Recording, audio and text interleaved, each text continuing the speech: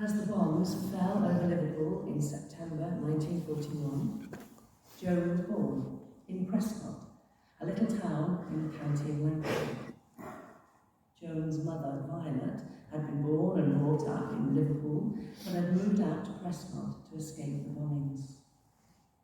Eventually, Violet moved back to Liverpool with her baby and lived with her sister Evelyn and Evelyn's 2 children, a girl also called Evelyn, and a boy named Charlie.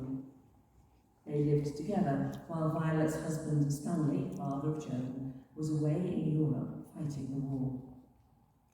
Whilst Joan, as a baby, spent her nights hidden in a drawer to escape the falling bombs. Joan grew into an energetic tomboy, and her father Stanley would frequently say, "She should have been a boy, that one." Once, when she was out with her father, Joan spotted a shop selling monkeys. This was the 1940s. And she asked for one. And his humorous reply was, "When Nelson gets his arm back, you can have one." And Joan never forgot that story and often recounted it to her daughter Julie. Joan loved to dance and to listen to music in the parlour with her mum and Auntie Evelyn. And she often played film stars in the cobbled streets of 1950s Liverpool with her young school friends. Who would they be? The world was their oyster. Joan loved the movies and movie stars, and every Saturday afternoon she would visit the local cinema with her brother Stan. He was younger than Joan, and she would hold his hand tightly and tolerate his questions about the film with good humour. Joan was curious and adventurous. She would rummage through cupboards around the house, causing mischief and exploring.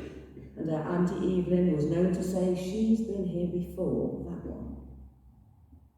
Joan was also a regular attendee at Sunday school and would speak about the Bible stories that she learned there. Everyone loved Joan. She was a character, a fairy child who skipped and danced her way through the world that surrounded her. She was delightful. Joan liked to spend time with her paternal grandmother, Hannah, in Wallasey. She loved travelling over on the ferry from Liverpool to see her. And she daydreamed her way through school, dreaming about her wonderful visits to Egremont, where she would play with her cousins. Joan was also very close to her 2 younger sisters, Anne and Marie. They all spent many happy times and years together. A Rita Hayworth lookalike, Joan grew into a beautiful, glamorous, caring and intelligent woman, but she also never lost her tomboy spirit. She wouldn't have been out of place on a catwalk or on a Hollywood film set. Joan met Bobby, her husband of 60 years, at a cousin's party in Egremont when she was handing out a tray of sandwiches, and they quickly became inseparable, sharing a love of music, and soon they were dancing together to the soundtrack of Emily Ford and Elvis Presley. They would visit the old milk bar in 1960s Wallasey during their lunch break, and it was here that Joan gave Robert his birthday present, a box of hankies. He was smitten, and their fate was sealed. After a fairy tale wedding, Joan and Robert began a long road of a very happy life together. They had 4 children, Susan, Stephen, Michael and Julie.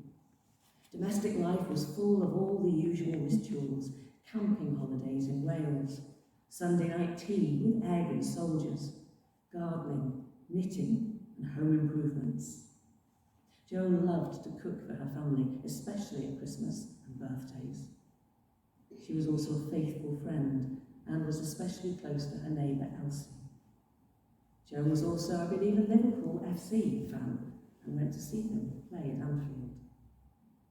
Joan and Robert celebrated 60 years of wedded bliss in May 2021 and received a congratulatory telegram from the Queen.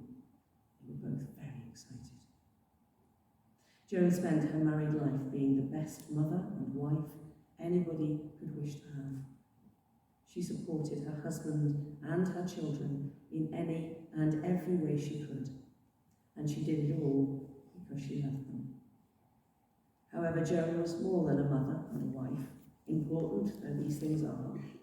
She was quite simply Joan, a vibrant, glamorous, beautiful lady, talented and creative in so many ways, a true icon.